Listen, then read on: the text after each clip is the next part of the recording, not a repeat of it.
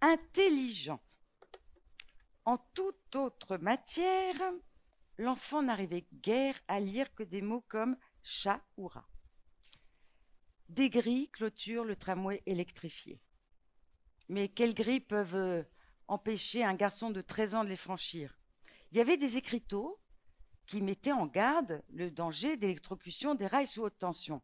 Mais l'enfant ne pouvait pas les lire puisqu'il ne pouvait déchiffrer que les mots les plus simples.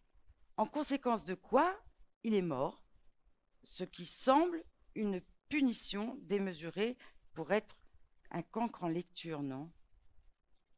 C'est le premier cas de dyslexie, édité et répertorié dans l'Evening News du 9 août 1926 à Chicago. Alors, nous sommes le 28 mai 2022 et je suis très heureuse de vous annoncer que la dyslexie, c'est fini. La dyslexie, c'est fini. Nous allons passer dans une nouvelle ère de la dyslexie à l'ambilexie. Dyslexie, lecture, dysorthographie, écriture, troubles durables de l'apprentissage sans cause neurologique, psychologique ni déficit intellectuel. La dyslexie et la dysorthographie se transmettent de façon héréditaire et génétique. Elles touchent, selon l'Organisation mondiale de la santé, 8 à 12% de la population mondiale, avec plus de 80% de garçons. Donc ce chiffre est totalement daté. Selon l'INSEE, 24% de la population présente des troubles d'apprentissage. Mesdames et messieurs, un quart d'entre nous, d'entre vous, est 10. Nous parlons de dyslexie et de dysorthographie, mais nous prenons aussi en charge les dyscalculiques, les dysgraphiques, les dyspraxiques, certains dysphasiques, les TDA, troubles de l'attention, les TDAH, troubles de l'attention avec hyperactivité, les HPI, au potentiel intellectuel. Je ne sais pas pourquoi on ne parle pas des quotients émotionnels, stratégiques et relationnels, mais on verra ça plus tard. Les hypersensibles, bien évidemment, et tous les neurotypes atypiques qui ne rentrent dans aucune case. Alors en fait, est-ce que la norme ne serait-elle pas hors norme ? De même que nous avons réussi à mettre collectivement fin à la maltraitance envers les gauchers vers 1968, il est temps d'arrêter de contrarier les 10 à l'école en les obligeant à apprendre, à lire, à écrire, à écouter, à raisonner, à être attentif, à se concentrer avec des outils qui ne sont adaptés ni à leur qualité d'apprentissage cognitive exceptionnelle, ni à leurs modes divers de traitement des informations.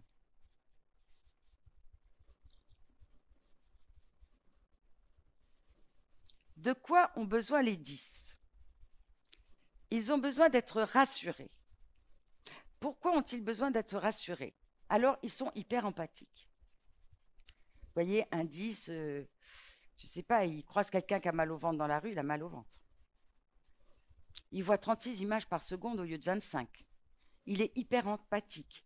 Il veut sauver le monde entier. Gandhi, Mère Teresa, des 10, des 10. Donc, ils ont besoin d'être rassurés. Pourquoi ? Parce qu'ils n'ont aucune place dans ce monde. On ne les comprend pas. On dit qu'ils dysfonctionnent. Alors, vous savez ce qu'on fait ? Eh bien, on les soigne. Parce qu'ils ne fonctionnent pas comme 80% de la population mondiale, on les soigne. C'est comme si on continuait à soigner les gauchers. C'est aberrant, mesdames et messieurs, et c'est vraiment un problème sociétal et de santé très, très grave. Alors, ça crée un mal-être et une souffrance incommensurables, des troubles d'apprentissage qui n'en finissent jamais, des rééducations qui peuvent quand même pas durer 18 ans parce qu'il y a un moment, ça va bien, les cours particuliers, et puis les parents, en faire des devoirs, parcours du combattant, plus de relations avec leur enfant, autres que conflictuelles. Et qu'est-ce qu'ils vivent, les 10? On dit qu'ils confondent les sons, qu'ils les inversent, on dit qu'ils mettent un mot à la place d'un autre, qu'ils confondent la gauche et la droite, qu'ils ne savent pas se repérer dans l'espace, enfin on dit n'importe quoi. Parce que vous savez, n'est pas dit ce qu'il veut. Ah bah oui, parce qu'il y a plein de 10 qui n'ont aucun trouble d'apprentissage. Et il y a plein de personnes qui ont des troubles d'apprentissage qui ne sont pas 10. Il faudrait un peu revoir les bilans, là, vous voyez. Non, mais ça va tout changer ce soir. Ah ben non, mais je compte sur vous. Hein. Alors, on est à l'école des mines. Ça tombe bien parce que voilà comment on apprend à lire, à écrire et à faire quoi que ce soit avec les 10. Il faut des règles. Logique, mathématiques, physiologiques, acoustiques, linguistiques, neurologiques. C'est simple. Parce que vous comprenez bien que quand on dit à un petit bonhomme comme ça, tu sais, le P, il a la boule en haut à droite. Et puis en fait, non, quand elle est en bas à droite, ça devient un B. Puis quand elle est en haut à gauche, ça devient un Q. Puis il vous regarde, il dit, non, mais tu pourrais pas juste m'apprendre à lire et à écrire? C'est vrai, on lui dit, O, c'est O. Écris la porte. Vous avez vu un O, vous, dans l'alphabet? Non, mais il y a du suspense, là, vous allez comprendre. Hein. Est-ce qu'il y a le CCD dans l'alphabet? Eh non. Qu'est-ce qu'on a, nous, en français? On a une mine d'or. Dans toutes les langues, il y a des phonèmes et des graphèmes. Les phonèmes, ce sont les sons. Les graphèmes, ce sont les façons de les écrire. Eh bien, en français, nous, on est super doués. On a plus de 34 phonèmes et on a plus de 610 façons de les écrire. V'là le délire, messieurs, dames. Le seul moyen de s'y mettre, c'est à partir de 4 ans en jouant. Parce que si on joue aux phonèmes et aux graphèmes, si on joue à construire, à développer, à conceptualiser ce qu'est en fait le vrai apprentissage de la lecture et de l'écriture tel qu'on le connaît en neurosciences aujourd'hui, eh ben, il y aurait même plus de 10 parce qu'on passerait direct à l'ambilexie. En fait, voilà. Non, mais j'ai pas fini. Hein. Non. Alors, je voulais vous dire que les 10 adultes, comme les enfants, souffrent particulièrement de ce qu'ils appellent la maladie de la honte. Ils se cachent, esquivent, compensent, créent des stratégies d'évitement. Et alors, ils compensent. Et puis alors, il y a 80% des femmes qui ne sont pas dépistées. Et arrivent à l'âge adulte, le cerveau, il fait quoi? Il ne compense plus. Vous savez, quand on a mal au dos, tout d'un coup, on dit, tiens, j'ai mal au dos, avant, je n'avais pas. Et bien là, le 10, 30, 40 ans, il fait, oh là, j'y arrive plus, là, je suis fatigué. Là, je suis dépressif. Et là, ce sont les psys et les médecins qui nous les envoient. Parce que le 10 adulte, il n'est pas pris en charge. Nulle part dans le monde. Mais ça va changer dès aujourd'hui, hein, promis. Donc, ce sont des caméléons hyper empathiques. Ils ne se sentent pas légitimes. Et voilà comment ils le montrent. Voyez comme il est mignon, le 10. Il est là. Il n'est pas loin quand même. La gestation depuis 1926, elle est un peu longue. Mais regardez, avant c'était des grilles qu'il clôture. Eh ben là, il est embarbelé. Hein. Vous voyez, c'est quand même... Vous pensez qu'il va bien, celui-là? On peut se demander, hein. C'est un joli dessin. Moi, j'ai des parents qui viennent me voir en me disant c'est super, Béatrice, hein, ce que vous faites. Hein. On ne comprend rien. On ne comprend vraiment rien. Mais il y a des résultats, c'est pour ça qu'on vient. Mais quand même, l'autre, là,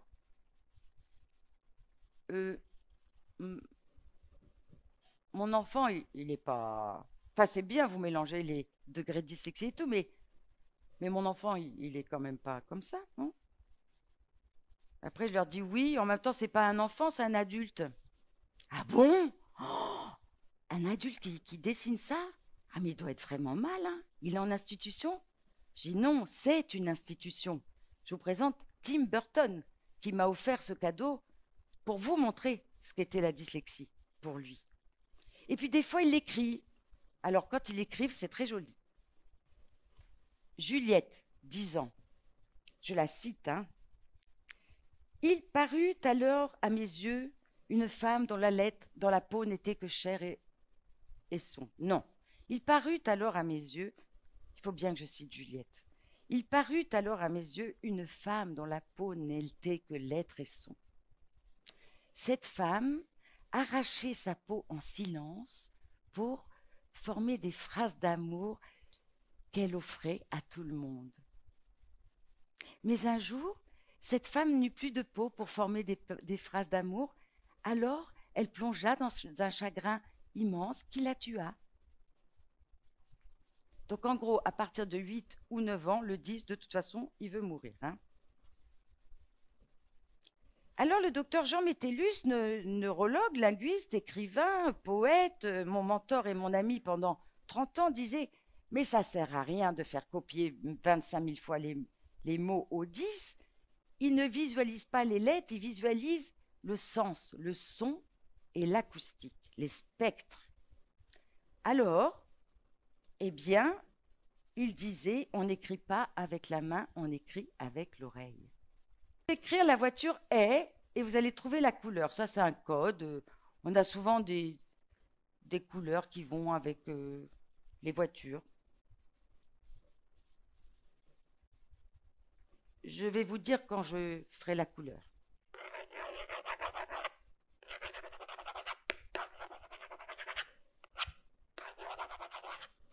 Couleur.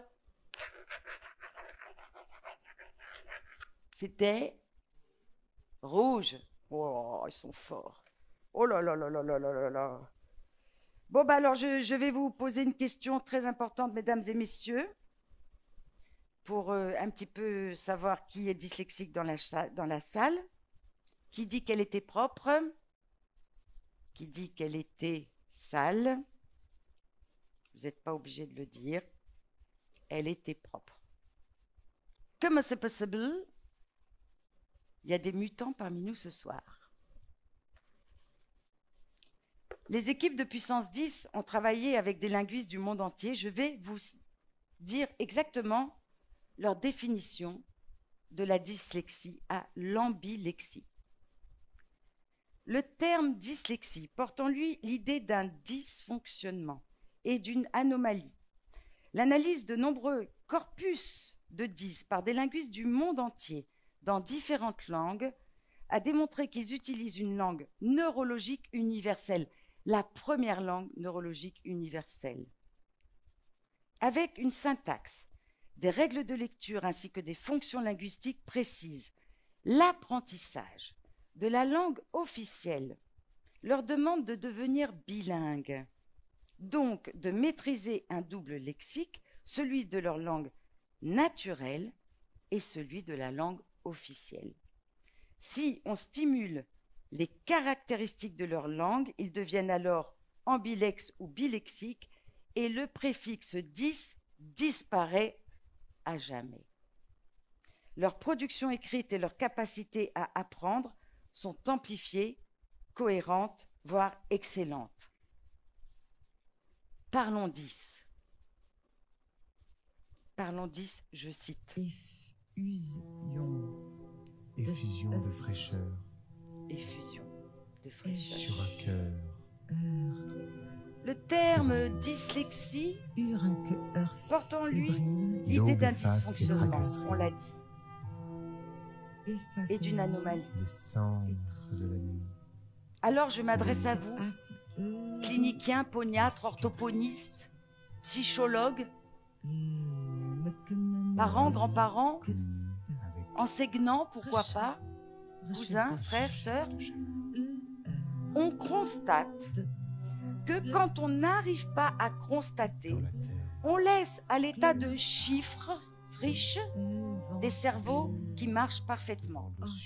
Mais surtout, et puis ça il faut le dire plutôt une fois que deux, on leur laisse porter comme une faute constante leur mauvaise perforation scolaire. en les chargeant de tout ce qui va mal.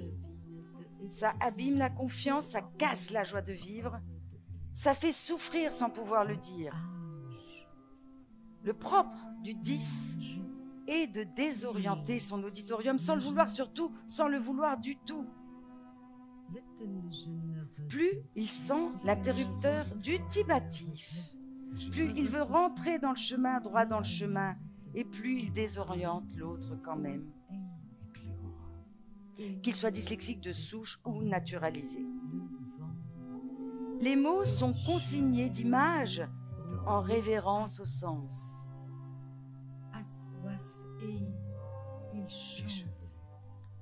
Aujourd'hui, j'ai vu un patient qui a eu des points de soudure en unité de soins attentifs. J'ai mal au plexus scolaire car je dois faire un exercice grammatical. Alors les solutions? Eh bien oui, il faut repérer la dyslexie et il faut que ça soit gratuit. Et il faut le faire partout. Et puis, il faut aussi une rééducation efficace en numérique ou en présentiel. Je vais vous résumer ce que j'en pense. Pour moi, une rééducation des troubles 10 doit être rapide, moins d'1 an, beaucoup moins d'1 an, efficace, ludique, attractive, durable. Sinon, ce n'est pas de la rééducation. Et puis, il faut aussi arrêter de soigner des gens qui ne sont pas malades. Hein. Alors, nous sommes le 28 mai 2022 et la dyslexie, c'est fini. Nous savons comment la repérer, empêcher l'installation des troubles, les rééduquer s'ils sont déjà installés et développer les potentialités. C'est donc le début d'une nouvelle ère qui va changer la vie de milliers de personnes sur cette terre. Et pour nous, neurotypiques en quête de marginalisation, qui nous accrochons à une société en pleine transition, et si ce n'était pas une fantastique opportunité? Merci.